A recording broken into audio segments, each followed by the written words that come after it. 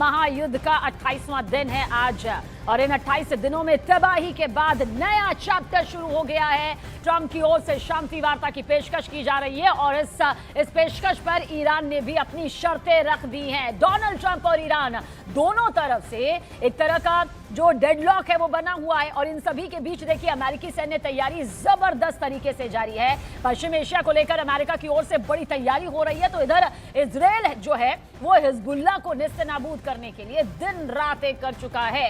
Hezbollah के ठिकानों पर ताबड़तोड़ प्रहार किया जा रहा है। तेहरान में भी इजराइल की तरफ से जो है अटैक लगातार यहां पर हो रहे हैं और इन 28 दिनों में आज महायुद्ध का 28वां दिन है। एक एक तस्वीर जो है भयानक तरीके से सामने आ चुकी है और देखिए डोनाल्ड ट्रंप ने ईरान को पहले 48 घंटे की मोहलत दी थी, अल्टीमेटम यहां पर दिया था जिसे बढ़ाकर 5 दिन कर दिया गया और अब ये डेडलाइन 10 दिन की कर दी गई है। लेकिन ईरान को ट्रंप की बातों पर रत्ती भर भी भरोसा नजर नहीं आता है। ईरान को दरअसल लग रहा है कि ये ट्रंप का ट्रैप है जिसमें ईरान को बिल्कुल भी नहीं फंसना है।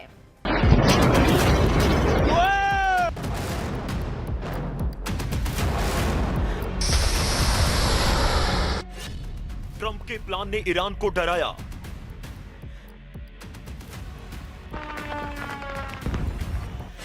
सीज फायर या जाल,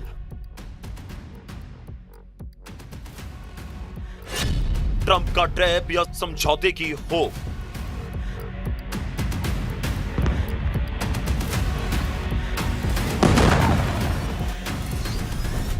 ट्रंप के पल पल बदलते प्लान ने ईरान को डरा दिया है। वो परेशान है क्योंकि ईरान को ऐसा लगता है कि अमेरिका के साथ होने वाली युद्ध विराम की बातचीत एक ट्रैप हो सकती है। ऐसा ट्रैप जिसके जरिए अमेरिका और इजराइल उसके बाकी बचे हुए नेताओं को एक ऐसे जाल में फंसा सकते हैं जहां उनकी हत्या की जा सके।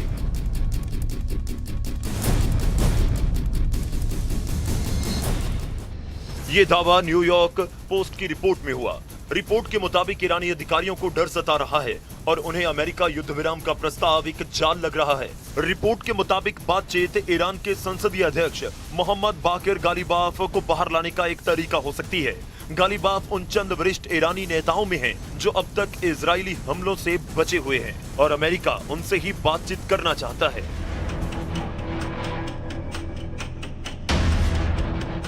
मतलब साफ है, ईरान के नेतृत्व का मानना है कि पिछले कुछ समय के दौरान बातचीत के दौरान ही उन पर हमले हुए, इसलिए वो अमेरिका के इस प्रस्ताव को भी मनोवैज्ञानिक युद्ध का हिस्सा मान रहे हैं और अमेरिका पर भरोसा करने से पहले 100 बार सोच रहे हैं।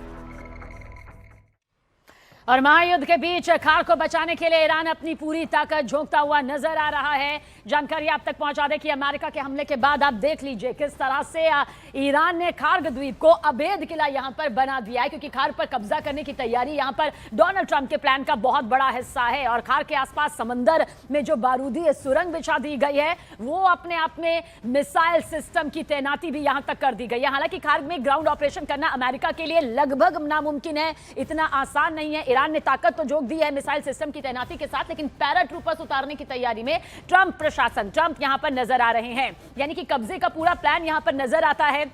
हालांकि ईरान की लाइफलाइन पर यह कब्जा करना इतना आसान नहीं होगा। वहीं फारस की खाड़ी में मौजूद अहम आइलैंड, ऐसा इसलिए कहा जा रहा है क्योंकि खार्ग ईरान की वो लाइफलाइन है जिसके लिए खार्ग में पैराट्रूपर्स उतारने की तैयारी खुद अमेरिका भी यहां पर सामने कर रहा है। और ये क्यों इतना खास है, कैसे ये छोटा सा द्वीप ईरान की लाइफलाइन यहां पर कहा जाता है, आपके सामने ये भी मौजूद है। खार जो है फारस की खाड़ी में मौजूद एक आइलैंड है, एक ऐसा आइलैंड है जो बहुत बहुत खास है क्योंकि ईरानी समुद्र तट से इसकी जो दूसरी करीब दूरी है वो 20 किलोमीटर है और खार्ग आइलैंड करीब 8 किलोमीटर लंबा और 4 किलोमीटर यहां पर चौड़ा है। इसकी खासियत इसलिए बताई जा रही है क्योंकि इस पर अब निगाहें आकर सबकी टिक गई हैं। ईरान के बुशेहर प्रांत का ये सबसे बड़ा हिस्सा यहाँ पर है और इसी की वजह से कहा जा सकता है जो सेपोर्ट है, जो ये लाइफलाइन है, वो ट्रंप के निशाने पर है और ये ट्रंप के प्लान का बहुत बड़ा हिस्सा है। इसके अलावा कुछ और भी जानकारी आप तक पहुंचाते हैं, जहां खार्ग से ही पाइपलाइन से जो ईरान का कच्चा तेल है वो पहुंचता है, यही वो रास्ता। या करोड़ों बैरल जो कच्चा तेल है, करोड़ों बैरल कच्चा तेल स्टोर करने की क्षमता कुवैत जो है वो इसके पास में है। रोज आप समझ लीजिए, अगर फैक्ट्स आप तक पहुंचाए, 70 लाख बैरल तेल लोड करने की ये क्षमता है, ये कुवैत इसके पास मौजूद है। और यहीं से दुनिया के जो बड़े कई देश जो हैं, बड़े टैंकर के जरिए तेल की सप्लाई यहां पर की जाती है। ईरान का 90%, ये कम नहीं है, 90% जो तेल है यहीं से एक्सपोर्ट होता है, यही वो जगह है, यही वो क्षेत्र है। लेकिन इसके अलावा आप ये भी समझ लीजिए, एक और बहुत इंपॉर्टेंट फैक्ट ये है कि ईरान के लिए इतना खास क्यों है, क्यों अब ईरान को लग रहा है कि यहां से किसी भी कीमत पर अब ट्रंप को कामयाब नहीं होने देना। मतलब ईरान का 90 से 95% जो तेल है वो यहीं से निर्यात होता है, यही वो खार्ग जगह है जहां पर इसे अब ईरान की आर्थिक जीवन रेखा के तौर पर हमेशा से देखा जाता रहा है, क्योंकि ये आर्थिक मोर्चे पर ईरान को सबसे ज्यादा फायदा देता है। राजस्व का एक बड़ा हिस्सा जाहिर सी बात है तेल के जरिए ही आता है, इसलिए इस वक्त वैश्विक तौर पर तेल भंडारण को लेकर सबसे बड़ी मुसीबत का जो सबब है वो कई देशों के लिए है, और इसी द्वीप के टर्मिनल से ये पूरा तेल निर्यात होता है। अगर फिर भी ईरान युद्ध विराम के लिए अमेरिका की शर्तें नहीं मानता, क्योंकि 15 पॉइंट्स दिए जिसे ईरान ने मना कर दिया, ट्रंप के पास प्लान बी भी है। ईरान पर दबाव बढ़ाने के लिए यूएस आर्मी की मशहूर 82वीं एयरबोर्न डिवीजन करीब 2000 सैनिक और यूएसएस बॉक्सर त्रिपोली युद्धपोत को खाड़ी में तैनात कर दिया गया है। बात करेंगे यूएस आर्मी की 82 एयरबोर्न डिवीजन की, क्योंकि 82वीं एयरबोर्न डिवीजन को लेकर अब सबकी नजरें टिकी हुई हैं। तो एक आदेश पर आप समझिए सिर्फ मात्र 18 घंटे में ये दुनिया के किसी भी कोने में तैनात होने में सक्षम है। 3000 सैनिकों की ये डिवीजन लंबे और भारी युद्ध अकेले लड़ने के लिए नहीं बनाई गई है। लेकिन आप समझिए इस डिवीजन के सैनिक पैराशूट असॉल्ट यानी कि हवा से जमीन पर हमला करने के लिए जाने जाते हैं। और इतना ही नहीं, एयरबोर्न डिवीजन के सैनिक शारीरिक और मानसिक रूप से बहुत ज्यादा स्ट्रांग भी होते हैं, ये कठोर भी होते हैं, जो कि इनकी क्षमता का सबसे बड़ा हिस्सा है। वॉर ब्रेकिंग आप तक पहुंचा दे, युद्ध के बीच ईरान पाकिस्तान के बीच जो है वो टेंशन बढ़ गई है। ईरान ने होर्मुज स्ट्रेट में पाकिस्तान का जहाज वापस किया है और वहीं ईरान ने पाकिस्तान का कंटेनर जहाज वापस भेजा है। ईरान को पाकिस्तान पर अमेरिका की मदद का शक है और पाकिस्तान पर यूएस जमीन या खुफिया जानकारी देने का भी शक है। न्यूज 18 इंडिया के मनोज गुप्ता की रिपोर्ट यहां पर यह बताती है, ये जानकारी साझा करती है कि ईरान को पाकिस्तान पर अमेरिका की मदद का शक है और पाकिस्तान पर यूएस जमीन या खुफिया जानकारी देने का यह शक है। इस वक्त की बड़ी खबर आप तक पहुंचा रहे हैं। देखिए किस तरह से 28वां दिन ये महायुद्ध का है और ये बहुत बड़ी खबर इस बीच निकल कर सामने आ रही है, जहां पर ईरान पाकिस्तान के बीच जो ये तनाव है, ये जो टेंशन है वो बहुत ज्यादा बढ़ चुकी है। ईरान ने होर्मुज स्ट्रेट में पाकिस्तान का जहाज वापस कर दिया है। ईरान ने पाकिस्तान का कंटेनर जहाज वापस भेज दिया है। ईरान को पाकिस्तान पर अमेरिका की मदद का शक है, जिसके चलते ईरान की तरफ से यह कदम उठाया गया है।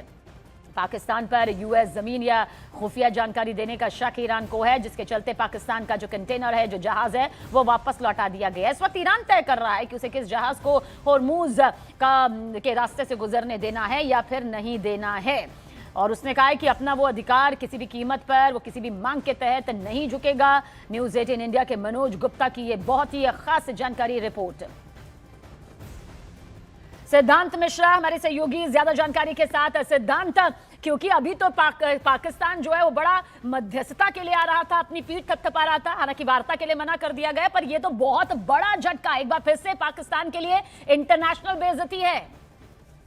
देखिए, पाकिस्तान जो कर रहा है वो एक बार फिर से वर्ल्ड के सामने एक्सपोज हो चुका है, क्योंकि इससे पहले भी ये जो दोहरा गेम होता है, जो दोहरी नीति होती है, अपनाते आ रहे हैं। इनके पूर्वजों ने भी अपनाई और अब ये भी अपना रहे हैं। तो अब ये चीज जो है ये एक्सपोज हो चुकी है और अब पाकिस्तान बैकफुट पे। पाकिस्तान ने कह दिया कि भाई हम सिर्फ संदेशा पहुंचा रहे हैं अमेरिका का, हम कोई मध्यस्थता नहीं कर रहे हैं और हम इसमें और भी लोगों से मदद ले रहे हैं। इस तरह की तमाम बातें वो कर रहे हैं क्योंकि वो खुद बैकफुट पे, क्योंकि ईरान को उनका रवैया नहीं पसंद आ रहा है। जिस प्रकार से वो खबरें लीक करा रहे हैं, जिस प्रकार से वो तमाम बातें मीडिया में कह रहे हैं, तो ईरान अब बैकफुट पे। और ये मध्यस्थता भी, जो ये मध्यस्थता करने का इनका विचार आया है, जिस तरह से ये कर रहे हैं, उसका सबसे बड़ा कारण ये है क्योंकि बहुत ज्यादा दबाव में है। शिया जो आबादी है वो नाराज है इनसे, क्योंकि ये सऊदी अरेबिया के साथ इनका डिफेंस पैक्ट है। सऊदी अरेबिया नाराज है कि जो डिफेंस पैक्ट है वो आप ऑनर नहीं कर रहे हैं, आप हमारे सपोर्ट में नहीं आ रहे हैं। तो you know they are walking a tight rope. एक बड़ी मुश्किल सी परिस्थिति हो गई है पाकिस्तान के लिए। तो उन्होंने तय किया अब हम मध्यस्थता करते हैं। मध्यस्थता भी ढंग से नहीं हो पा रही है, खुद ही मुकर रहे हैं कि भाई हमसे मैसेज पास कर रहे हैं, हम कोई मध्यस्थता नहीं कर रहे हैं। इस तरह की तमाम बातें। प्रेसिडेंट ट्रंप अलग कुछ बातें बोल देते, उससे बवाल हो जाता है, उससे ईरान फिर नाराज हो जाता है कि पाकिस्तान खबरें लीक कर रहा है, पाकिस्तान एक तरफा खेल रहा है। तो ये पहले भी इस तरह का हुआ और आप देखिएगा कि ये टॉक्स अगर कोलैप्स हुई और ये जो मध्यस्थता करने का इनका विचार है वो जो कर रहे हैं ये कोलैप्स हुई तो जो सारा ठीकरा है वो पाकिस्तान के ही सर पे फोड़ा जाएगा। जो जिस प्रकार से पहले आप हीरो बने, पहले आपने कहा भाई हम युद्ध रुकवाएंगे, हम बातें करवाएंगे, अब जब बातें नहीं हो पा रही हैं, जब 4 दिन 5 दिन बीत चुके हैं, ना कोई रिस्पॉन्स आ रहा है ईरान से, ईरान ने मना कर दिया किसी प्रकार की मध्यस्थता से, निगोशिएशन से और टर्म्स एंड कंडीशन मांगे, तो अब वो बैकफुट पे कहीं ऐसा ना हो कि हम पे सारा ठीकरा फोड़ दिया जाए। तो पाकिस्तान की तो पुरानी नीति रही है। देखिए उनका एक क्लियर फंडा है कि कैसे रेलेवेंट रहे इंटरनेशनल पॉलिटिक्स में, वो उसके लिए झूठ फरेब हर एक बिल्कुल सिद्धांत, और जो आप यहाँ पर फिर बता रहे हैं यही तस्वीर फिलहाल इस खबर से निकलकर वास्तविक तौर पर नजर भी आती है। बहुत बहुत शुक्रिया तफसील से जानकारी के लिए आपका। और डोनाल्ड ट्रंप ने एक बार फिर नेटो देशों को देखे किस तरह से निशाना बनाया है। ट्रंप ने कहा है कि अमेरिका को नेटो देशों की कोई जरूरत नहीं है, यूएस के बिना नेटो कागजी शेर है, ये नेटो की परीक्षा थी, हम याद रखेंगे। ये बौखलाहट यहाँ पर सीधे तौर पर डोनाल्ड ट्रंप की सामने आई है। हमें ब्रिटेन की जरूरत नहीं, ब्रिटेन के युद्धपोत अमेरिका के सामने खिलौने भर हैं, ये भी ट्रंप के जरिए कहा गया। जर्मनी ने कहा ये हमारा युद्ध नहीं। देखिए ये भी डोनाल्ड ट्रंप को बखूबी याद है कि आखिर किस किस देश ने साथ नहीं दिया, जिससे उम्मीद यहाँ पर थी। और ये भी डोनाल्ड ट्रंप मानते हैं कि भाई अमेरिका ने ही नेटो को सबसे बड़ा सहारा दिया है और जब वक्त था तो नेटो ने साथ नहीं दिया। Because this was a test for NATO. This was a test. You can help us. You don't have to, but if you don't have, if you don't do that, we're going to remember. Just remember this in a number of months from now. Remember my statements. They have an expression, a great expression. Never forget. Can never forget.